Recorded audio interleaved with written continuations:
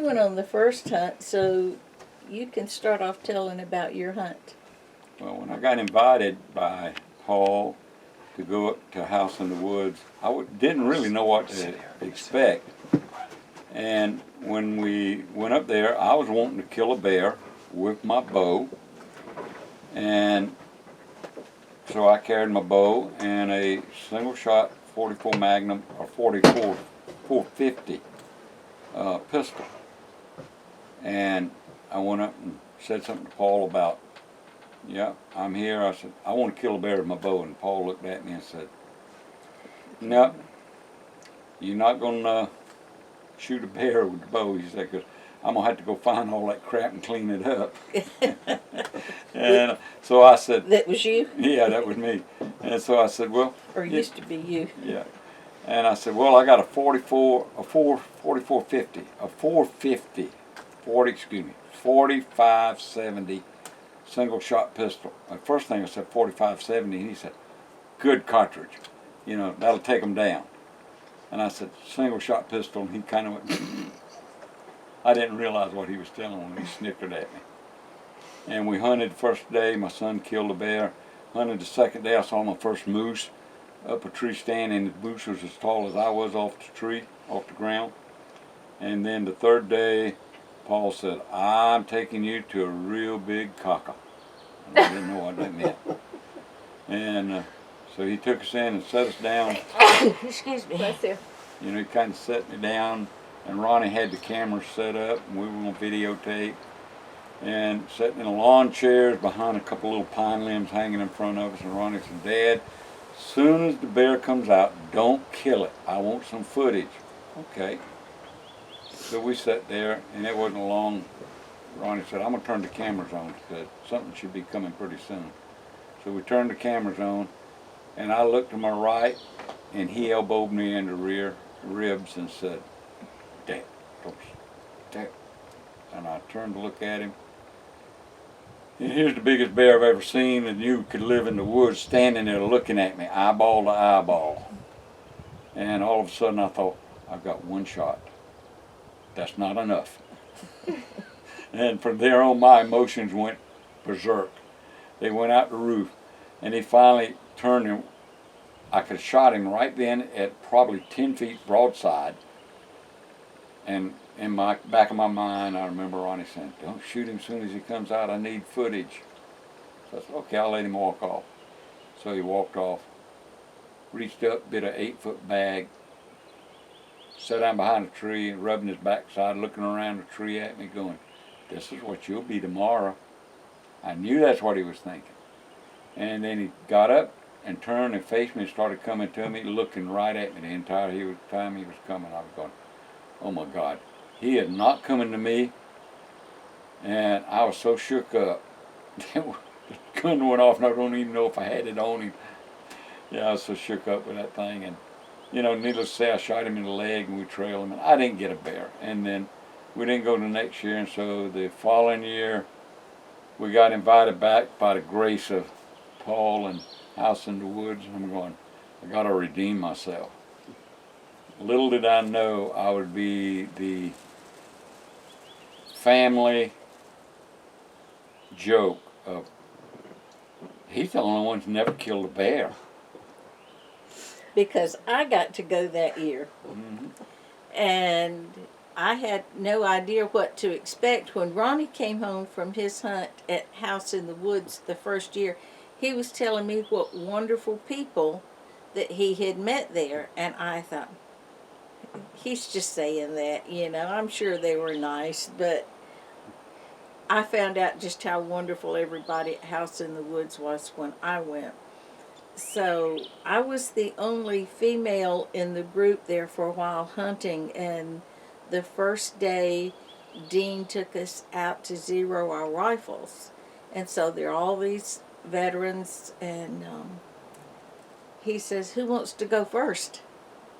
Nobody spoke up, and I was real confident with my rifle, so I said, I will. And I went first, and I shot, and I didn't hit dead center of the bullseye, but I was still right there in the bullseye. So then Ronnie went next, and he shot. When the range was clear, we ran down there. I got there ahead of him, and I saw where he shot. And I turned around and I said, I got closer than you did. Again. in front of all these other military guys, and I guess they were afraid to shoot after that.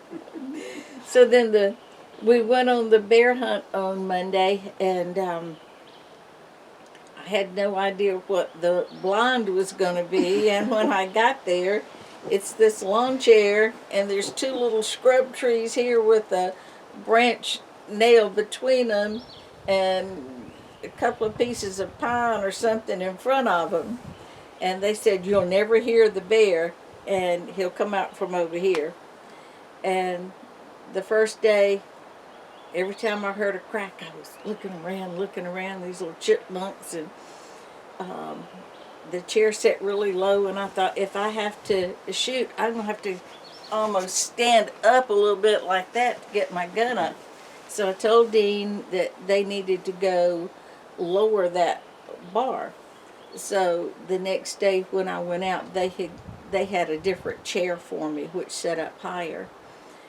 The bear came out. I was looking around, and I looked back, and all of a sudden the bear was there. I never heard it. I shot. She fell over.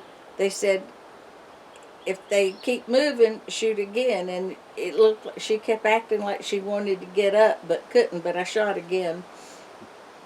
She didn't move anymore, and so I called our guide Jerry, and he came and got me.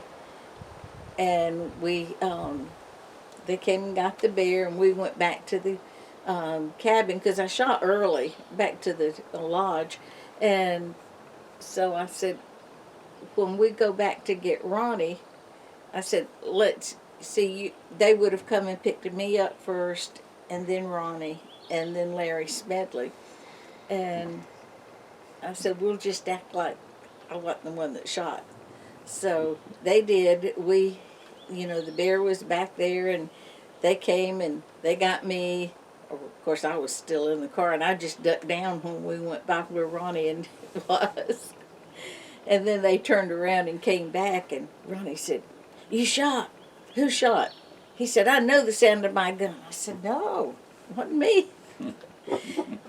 So we got back, and it was... Lied through your teeth.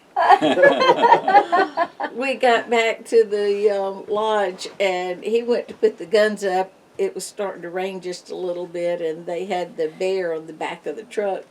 And they were telling Ronnie, come out and see the bear, come out and see the bear. And he said, who shot that bear? I said, I did. I knew my So gun. then, ever since then, it was, I have a bear skin on the wall, but he doesn't. And, I said, well, he did get this trophy elk later on, but the joke is that our son and I both have bears, but Dad doesn't have a bear. I don't have a bear. I'm not able to kill a bear. I'm outdone by my wife. But he does tell me the trophy, he said, my trophy is that you killed the bear. He said, I get more mileage out of that. And he said, that makes me more proud than if I had killed it myself. Yeah.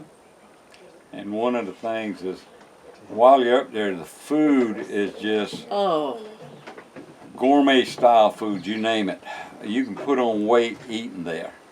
And you cannot go hungry. You will not starve to death.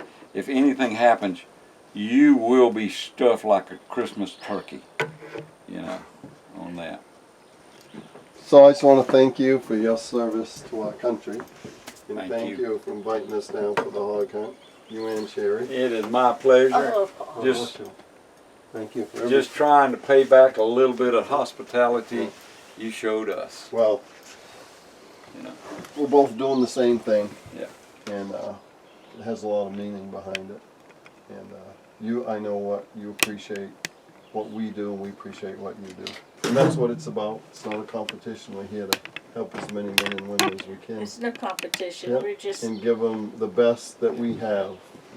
Whether it's a a big place, little place, medium, it doesn't matter if it's hog hunting, bear hunting, fishing, or riding the machines around, whatever it is, it's all, Turkey it's all- hunting, you name it. it doesn't, Yeah. it doesn't matter.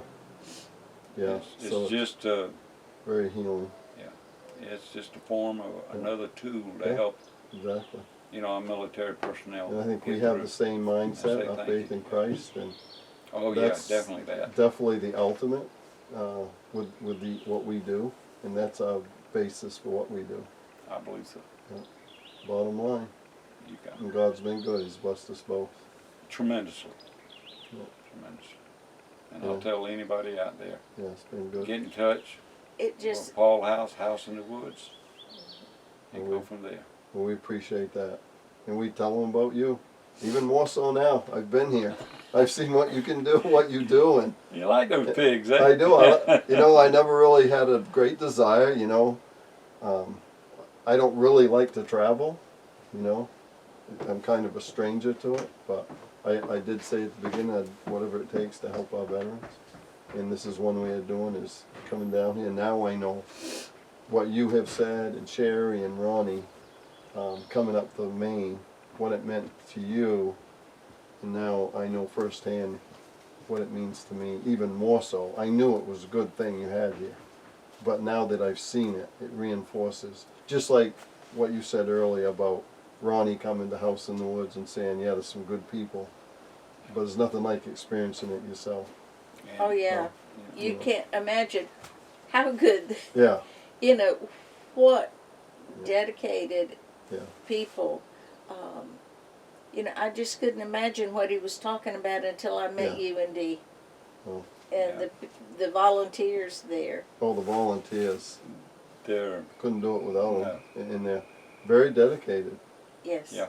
And that was always my thing when I first started this, because I've always had that passion since we lost Joel. But I wanted to instill that in other people, and I guess one way to do that is show people that passion, show them they're really sincere in what you're doing, and it's a good feeling too that you get from doing this. But it's that passion, that drive, and I know Joel's in heaven. He went there instantly. I know that. He's with his Lord and Savior, Jesus Christ. Amen. And to me, that's what we're all looking forward to, Yeah. if you're a Christian.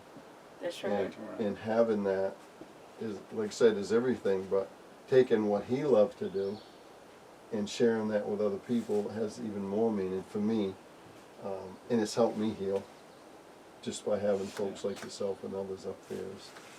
It has a lot of meaning behind it. So passion goes a long ways.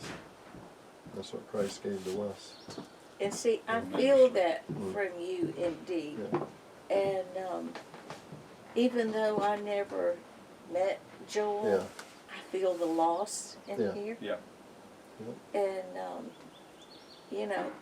it brings me to tears, literally, because of what I feel inside when we can turn around and do something for our soldiers, for Yeah. you. I'm sorry, I just. Our military, Yeah. and The sacrifice. the It thing that just- if we can make a difference in any Mm.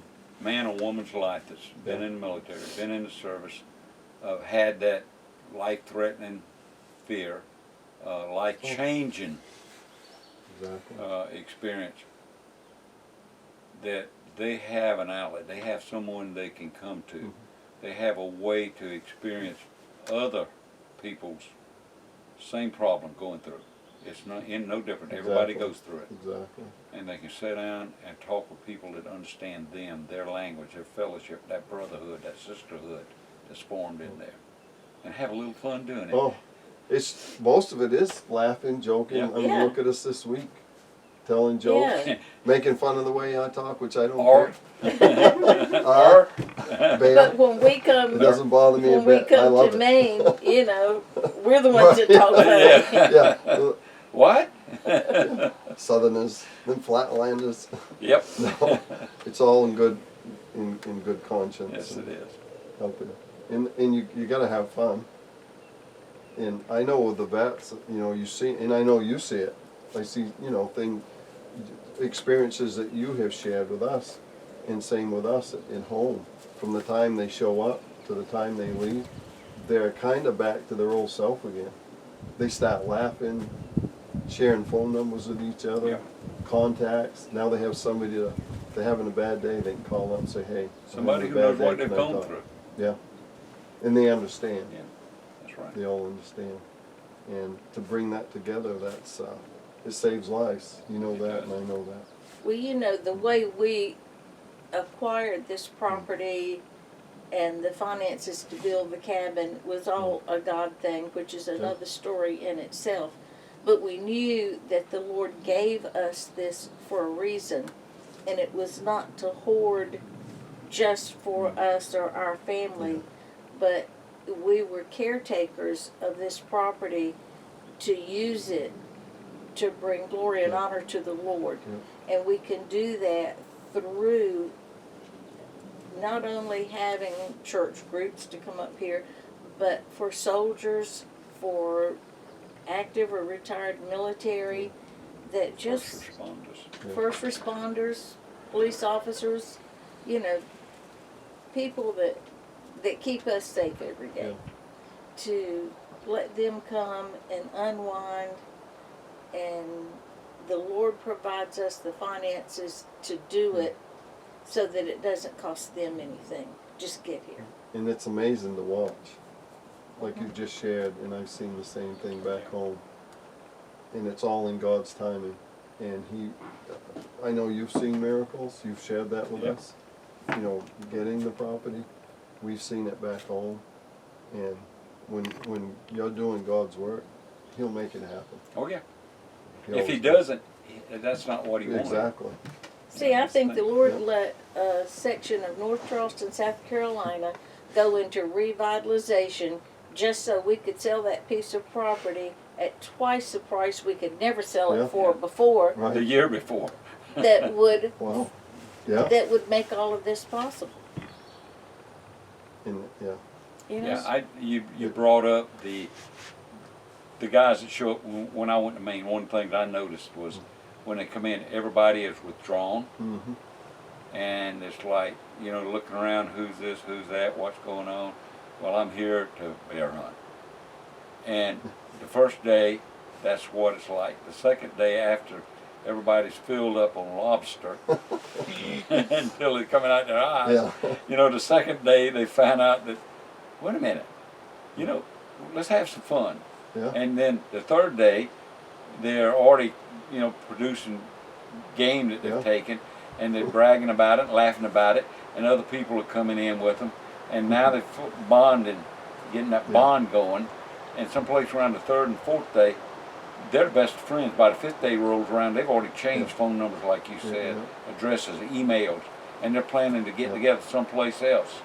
And that's a great thing. You just watch them come out of the shell and bloom like a flower. Yeah. Personality-wise. Oh, See, definitely. where you can do it with a group, we can do it Mm-hmm. with a few. But, you know, it's all in Big or God's small, it time. doesn't It's, matter. you know, it's all, And God uses, I look at myself, and I'm sure you do too, I'm really nobody. Nope. I'm just a messenger, yeah. a steward, doing God's work just like you two are. I look at this piece of property out here as Adam and Eve. Yeah. We get to live in this little Garden of Eden Yeah. and just take care of the plants and stuff in here Good example. that I'm going to have to be responsible for Mhm. one day. Yeah. And everybody else I can bring in, part of the thing is that we ask the Lord to make it a healing place, a healing ground. They can come in and heal. And it is.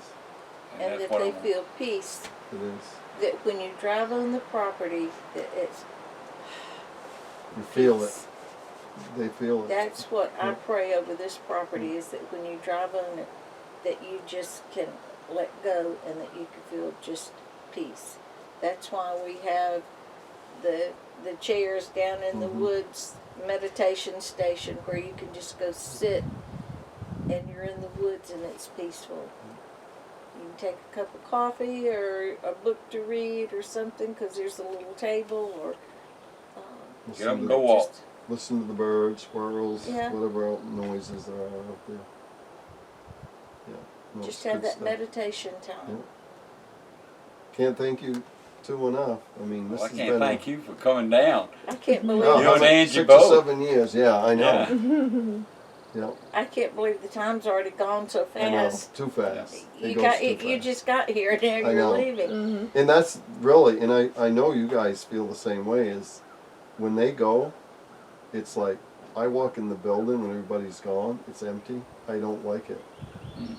It's like, no, it hits you right here. It Okay. really does. Mhm. And I know you two feel the same way.